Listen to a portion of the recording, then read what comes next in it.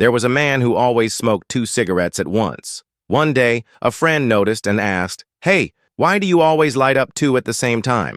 The man smiled and said, "My brother's in prison. Every time I have a smoke, I light one for him too. It's like we're sharing it." A while later, the friend saw him again, but this time, he was only smoking 1 cigarette.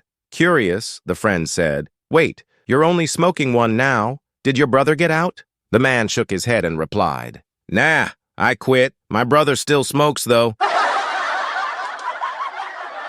John Smith lived on Staten Island, New York, and commuted daily to Manhattan for work. Each evening, he'd take the ferry back home. One night, arriving at the terminal, John discovered there was a delay before the next ferry departed. With time to kill, he wandered into a nearby tavern for a drink. Before long, he was thoroughly buzzed and feeling no pain. When he returned to the dock, he saw the ferry just 8 feet from the pier, already in motion. Panicked at the thought of missing it and being late for dinner, John broke into a run and leapt, landing squarely on the deck. Beaming with pride, he turned to a deckhand and asked, "How'd you like that jump, buddy?" It was impressive. "But why didn't you wait? We were just pulling in."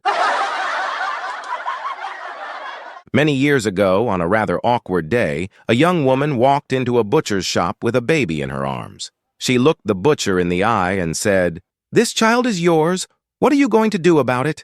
After some hesitation, the butcher agreed to provide her with free meat every week until the boy turned 16. She accepted the offer, and week after week the arrangement continued. The butcher kept track, marking the years on his calendar. Then one day the boy, now a teenager, came into the shop as usual and said, "I'll be 16 tomorrow." "I know," the butcher replied with a grin. "I've been counting too. When you take this parcel of meat home, tell your mother it's the last free meat she'll ever get, and watch the look on her face." The boy went home and gave his mother the message. She nodded calmly and said, "Son, go back to the butcher and tell him I've also had free bread, milk, and groceries for the last 16 years, and watch the look on his face."